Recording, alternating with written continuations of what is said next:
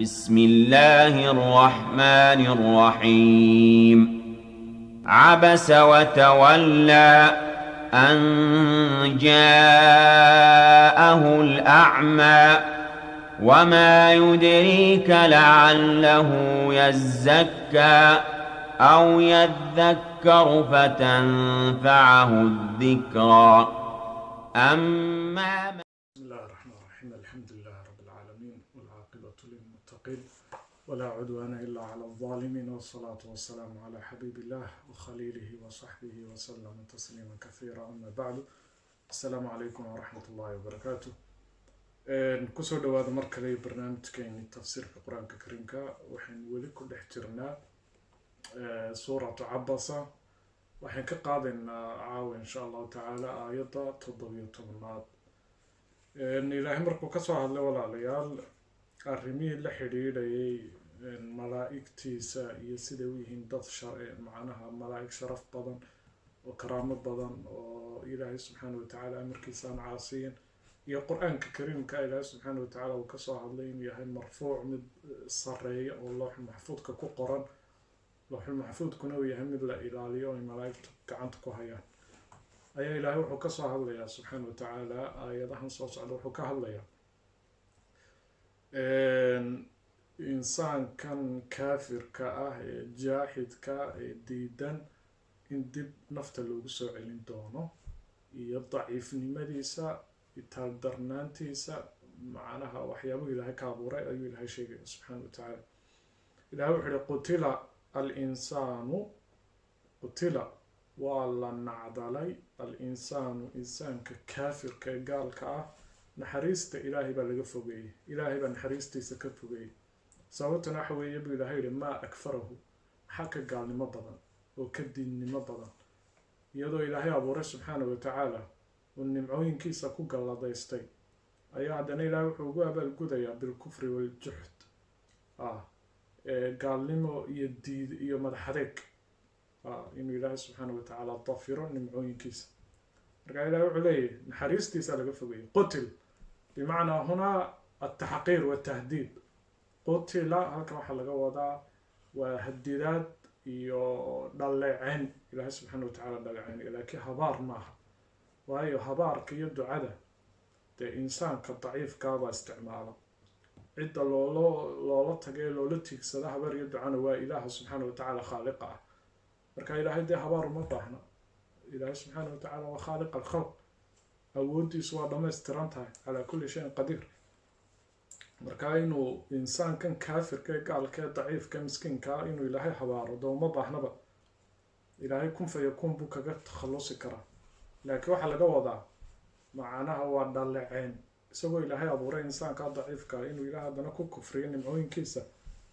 dee taas waxay keensanaysaa buu ilaahay yihi subxaana watacaala in maalinta yowma alqiyaamaha iyo aakhiro naxariistiisa laga fogeeyo naxariista ilaahay oo uu naarta galo ilaahay wuxuu yihi insaankani bal dib naftiisa ha u eego min ayi shayin maxaanu khalaqahu ka abuuray bal waxaa laga abuuray dib ha u eega buu ilahay leeyahy subxaana watacaala min ayi shay wixii khalaqahu ilaahay ka abuuray dahab iyo dheeman iyo macdan baa laga abuuray waa maya waxaa laga abuuray buu ilaahay leeyahy subxaana watacaala min nutfatin waa candhuuf khalaqahu uu ilaahay ka abuuray subxaana watacaala candhuuf weeye nutfa xaqiira dhaliila waa candhuuf yar oo dee liidata oona cidibo wax ku faleen candhuuftaasi waxa weeye waa manida biyaha ninka iyo biyaha gabadha ka imanaya oo iskugu tegaya rixamka iyo makaanka hooyada oo halkaa ilmuhu ku abuurmayo waa biyaha yar ee aadka u yarde ee candhuufteenu tufnoo kala leeg ayuu ilaahay leeyahy subxaana watacaala ayaa khalaqahu laga abuuray insaanka kibriyais weynaysiinaya faqadarahu ilaahay subxaana watacaala makaanka hooyadii ayuu ku dhex abuuray uu ku qadaray uu ku karaameeyey oo lagu nashqadeeyey ilaahay ku nashqadeeyey subxaana watacaala biaxsani suwar qaabkii ugu fiicnaa ayaa ilaahay makaanka hooyadii uu ku dhex abuuray qofka iyadoo laga bilaabay candhuuftaas menida biyaha yar kadibna mudqa calaqa xinjir dhiiga kadibna wasilad hilib u noqday kadibna lafuu yeeshay uu ilaahay u sameeyey subxaana watacaala kabacdi ruuxdii baa lagu afuufay uu dhammaystirmay halkaasuu muddo ku jiray 9 bilooda وإلهي كل حقودين سبحانه وتعالى كبعد إلهي وحده ثم كدمنا السبيل تدك صومر لها يسد علوشه ويدو قصوا بحي لها يسره إلهي بوفد سبحانه وتعالى وهي أودو كقصوا بحمل لها إنسانك إنسان كل انت علوشه ويدو مركا كصوا بحيان فوش إنسان فول أرورا كل انت وكوكور بحا ترمى الله لكن الله سبحانه وتعالى وحا لغا يابا إنسان كان هدا يسوغو وين nimcooyinkii ilaahay ku kufrinaya diidan ilaahay jiritaankiisa inuu ilaahay kasoo badbaadiyay wadada adag iyo jidka adag uma kadibna sabiila ilaahay subxaana watacaala calooshii hooyadii siduu uga soo bixi lahaa iyo jidkii uu soo mari lahaa yasarahu ilaahay baa u fududeeyay sidaa waxaa ku fasiray cabdilaahi bin cabaas waxaana qaatay madhabka jariir ayaa qaatay mufasirkii weyna laakiinse إمام مجاهد يسوي حلي ثم السبيل كبعد إله سبحانه وتعالى إنسان كي وحو فدودي تدك ومر لها أما تدك وناكسن أما تدك حن يسره إلهي بو فدودي وإله وحو فدودي دي عقل يقراد يند يمقل يدقو آلدي هي أتكو فهم لهذا حق يحمانت يوناك أتكو كلا قران هذا رب إلهي وقدر سبحانه وتعالى إلهي وكي آيات كلا لها إنا هديناه السبيل إما شاكرا وإما كفورا فهديناه النجدين آية لها سلام عرض ساسو إمام مجاهد كنت قوانا سيد الراجحة نقو قرآن كفصيرنا آيات بآيات دوغو معنا الدو مركا ثم السبيل وحوية كبعد مركو قف والنقضين مكلف أو قان قاري إلهي سبحانه وتعالى وحوك العادي حقي باطلك وانا لو فدودي وليبا مقل يا قراد يدغو يا اركتيبا لسي يا عافماد دلغا يا وليبا عافماد نيلا هو قدر سبحانه وتعالى ثم كبعد نيلا وحده سبحانه وتعالى متكدب انت له هو تلقى مركو نولاده انسانك اماته الهي ونفت كقاده نفت الهي با كقاده فاقبره وليبا الهي وحو كشرف ان القبر لغليو او لا عاصو سياني هبر دقاقو عنين شنبره عنين aanu u qormin oo dadku aanay u karaahiyeysan ayaa ilaahay insaanka wuxuu ku ilhaamiyo maskaxdiisa kusoo dejiyo ilaahay baray subxaana watacaala in qofka bani aadamka markuu dhinto la aaso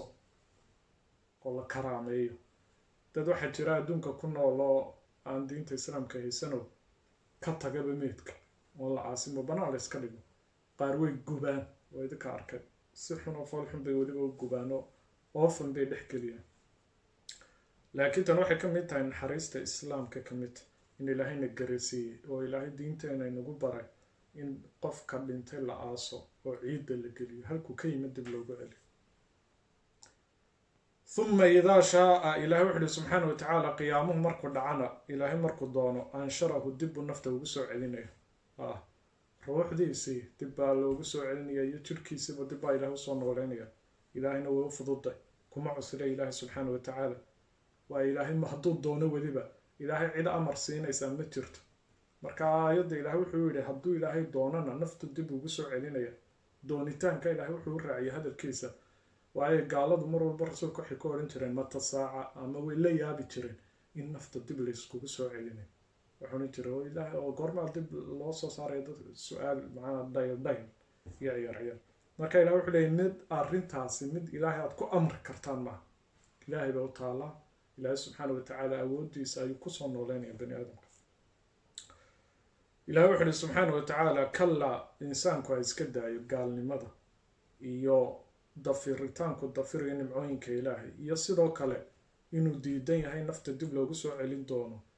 taa ha ka hadha buu ilaahay leeyahy subxaana watacaala lamaa yaqdi kamuu soo bixinba insaanku maa amarahu ilaahay wuxuu amray amarkii ilaahay ba adduunka kamuu soo bixin salaadii la amray soonkii la amray xajkii la amray xumaantii la yidhi ka reeb toonow oo ka hadh wanaaggii la yidhi samee oo la kaale amarkii ilaahayba kamuu soo bixin muxuu markaa u diidaya uga hadlayaa buu ilahay leeyahy subxaana watacaala in nafta dib loogu soo celin doono maxaabuu uga dooday falyandur ilinsaanu ilahay wuxuu ihi bal insaanku dib ha eego insaanka diidan ilaahay awoodiisa dib ha eego ilaa tacaami cuntadaanu siinay bal dib ha u fiiriyo nimcadaanu ugu deeqan annaa sababna almaa ilahay wuxuu ihi subxaana watacaala biyaan usoo dejinay saban weliba biyo fara badan ونمع بدن وطا وبرواقة أيا نسو دجني بو إلهي لي سبحانه وتعالى ثم شققنا وحنو دلاعين كدبنا الأرض دولك شقا دلاع معناها نبات كي درتي أيا دولكينا كسو بحي مركو إلهي عركي روبكي ككيني دولكينا وحا uga soo baxay insaanka nabaadkii iyo nimcadii iyo dhirtii oo waliba dadku ku indhoogsanayaan oo ay ku nimcaysanayaan ilaahay wuxuu subxaanahu wa ta'aala faambatna fiiha dhulka waxaanu ka soo saarnay xabban midho sida heeda qamadida digirta bariiska midhaha la cuno dhan waa cinaban waxaanu ka soo saarnay buu ilaahay leeyahay cinab waa canabkeen la cuno dadku aad u jecel yihiin wa qadban iyo daaq ay dad ay daaqaan xoolahooga oo cawskii iyo daaqi wa zaytuunan iyo geedka la yidhaha geedka zaytuunka isaguna ka mida fawaakihda aadka u macaan waxtarka badan ka mida waa nakhlan iyo timirti geed timireedkii labadaas waxay ka mid yihiin laba geed oo nimco badan oo waxtar badan weeye waxadaa'iqa waxaan u soo saarnay buu ilaahay beero iska baxa iyo dhir gulban oo keemo badan oo laamo badan oo nimco badan ka baxdo midho badan ka baxaan ayaan u soo saarnay buu ilaahay subxaanahu wa ta'aala wafaakihatan waxaan ugu deeqanay fawaakih fawaakihdu waa khudradaha la cuno iyagoo bisil waa abban iyo daaq ay daaqaan xoolahoogu daaqaan waa abban waa cawska ama daaqa qoyan ee xooluhu daaqaan kelmadda waa abban xataa abubakar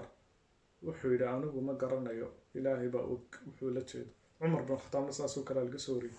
kaa macnaheedu laakiin maaha inaan ahayn kelmad luqad carabi ah kelmaddu waa carabi leeyahay cumar bin khataab iyo abubakar waxay iska ilaalinayaan ka taxadari jireen inay ku degdegaan inay ilaahay subxaanahu wa ta'aala hadalkiisa ku fasiraan macnihii uu ilaahay uga jeeday aan ahayn iyagoo og waliba macnaha saxda haddana waxay ahayd min baab alixtiyaad bay ka ahayd hadda halkay maanta wadaado badan iyo dad badan oo culamo ay ku degdegaan inay fatwo bixiyaan ama ay aayad qur'aan dul saaraan oo ay ku dabaqaan cid aan mutaysan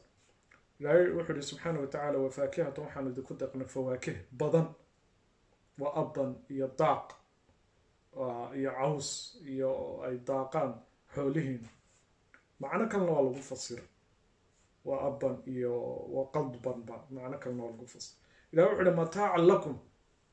taas waxay idinta ku raaxaysa aad ku raaxaysanaysaan idinku waliancaamikum iyo idinka nimcooleydiina idinka iyo nimcooleydiinaba waxay idiin tahay buu ilaahay leeyahay waxaan soo sheegoo dhan mataacan waa raaxays iyo nimco ilaahay bay ku deeqa subxaanahu wa ta'aala oo laakiin ay mudan tahay